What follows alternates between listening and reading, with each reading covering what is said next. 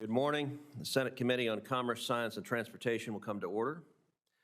Today we are considering the nominations of Matthew Anderson to serve as Deputy Administrator of the National Aeronautics and Space Administration, and Arvind Raman to serve as Undersecretary of Commerce for Standards and Technology and Director of the National Institute of Standards and Technology. The 21st century will belong to the nation that can innovate the fastest. NASA and NIST are integral to that effort. Let's start with NASA, which has long been at the forefront of human exploration and scientific discovery. In 1969, that meant being the first nation to put a man on the moon. Today, it means returning there and staying there. Mr. Anderson is well equipped to execute that mission. During his 24 years of service in the U.S. Air Force, Mr. Anderson logged nearly 5,000 flight hours. He commanded the Department of War's only airlift nuclear squadron and led no-fail missions transporting nuclear weapons around the world.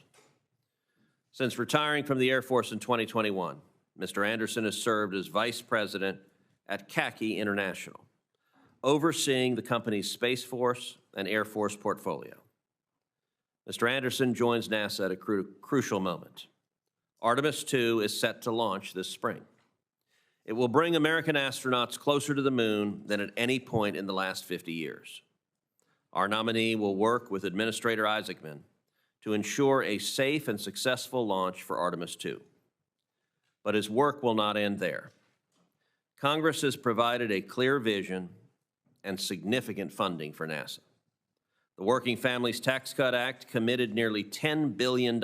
A high-stakes Senate hearing is putting America's future in space exploration and technological leadership under the spotlight. Lawmakers on the Senate Committee on Commerce, Science, and Transportation have gathered to review two important nominations that could shape the direction of NASA and the nation's technology standards agency for years to come.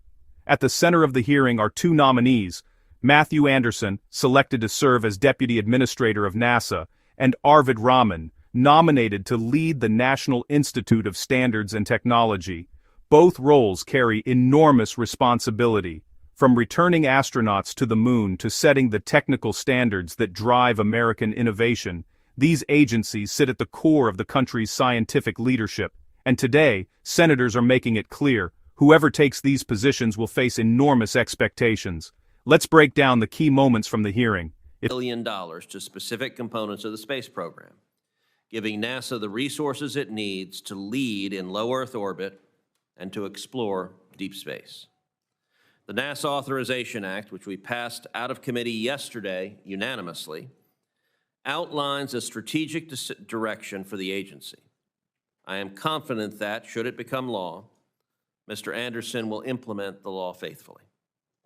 Let's now turn to Arvind Raman, our nominee for Director of NIST. NIST establishes voluntary measurement standards and technical guidelines to advance American innovation. Mr. Raman knows these standards are valuable because they give industry a trusted common framework for measurement and interoperability. Under the Biden administration, however, NIST was diverted from its objective, science-based mission. Instead, it put out the AI Risk Management Framework, which focused on left-wing social engineering and speech codes and censorship, undermining the Institute's reputation for impartiality. I was encouraged by President Trump's decision to replace Biden's AI censorship regime with the new AI Action Plan. My sincere hope is that Mr. Raman will execute President Trump's plan and return NIST to its intended non-regulatory function. A UC Berkeley educated engineer, Mr. Raman serves as a John A. Edwardson Dean of Purdue University's College of Engineering, one of the largest engineering colleges in the nation. There, he helped turn Purdue Engineering into a private investment magnet, bringing in billions in new R&D facility investments. At NIST, he can apply these skills to advance American industry by supporting the measurement standards, research, and technology that underpin it. I look forward to hearing from both of today's nominees and learning how they will advance American interests in outer space and at home. I now turn to Ranking Member Cantwell for her opening remarks. If you enjoyed this breakdown, don't forget to like, comment, and hit the subscribe button for more political insights.